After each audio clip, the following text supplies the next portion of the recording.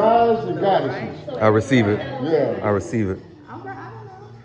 A mom. A feast for gods and goddesses. I receive it. It's only right. Right. Especially after. If I'm getting it right, that's to the kid. Now what is that? They bring out the So I'm glad everybody made it safely, and we took the time to prepare this meal for you to share with you on this holy month of Ramadan. And we're just very thankful that y'all here with us today. So what we're going to be serving you guys is a typical Moroccan, we call it breakfast because people fast until sunset and then they eat this. So we took the time to make something like this for you so you can be part of the culture. So we have here, it's called harira soup. It's a tomato soup. It's very healthy and it's very fresh and it's full of parsley, garlic, celery. It's very healing soup. We also have some, we call it bagrir.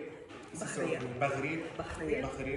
That's one of my favorite soups, tomato soups. So this is bagrir, and you know it's also a delicacy of Ramadan. Some people like to dip it in honey. It really tastes good with the honey. Here we have hasha that are filled with veggies. So these are vegetarian. These have some tuna in them. People that want to eat tuna, but some that have avocado. They got cucumbers. They got tomatoes. Just fresh veggies.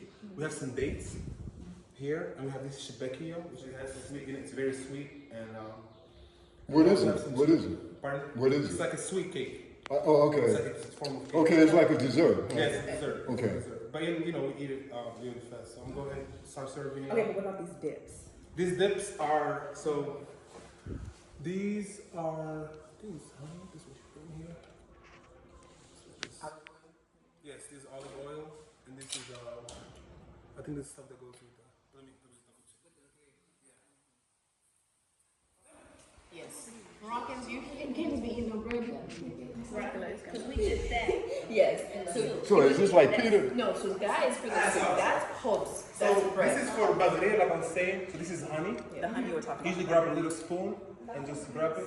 And this one has butter and honey because bagrir is butter. Butter and honey, and then you put that on there too. Yes. Yes. So you would grab one, throw on your plate, take your So spoon. on the first, Shall I pass it on? Elders and babies. let's just put this header first and I'll pass it. Okay. There ain't no babies here. And it also has chickpeas in it. So Oh yeah.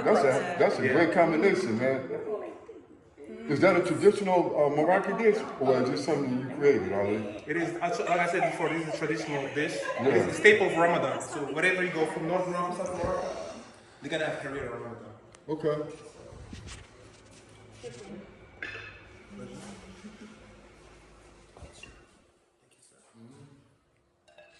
It's really refreshing. When I was young, I would eat this by itself, and I'll be full already. Especially in winter, my mom used to make a lot of this, you know. Very hearty. Very.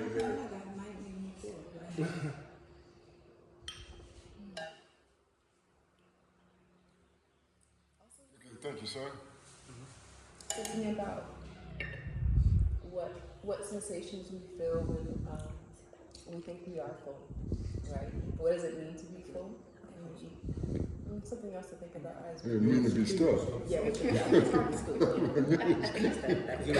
no. But this is good. Really, it's supposed to be like 80-20, right? Yes, right. Gotta keep the room for the air. Exactly.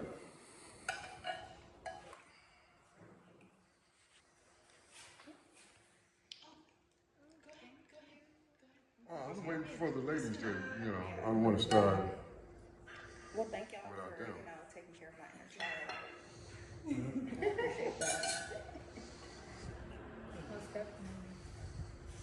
Like when's the last time I was shared a plate? I don't know. Okay, Ali, before we get to it, you're going to say a prayer over the food? Yeah. Yeah.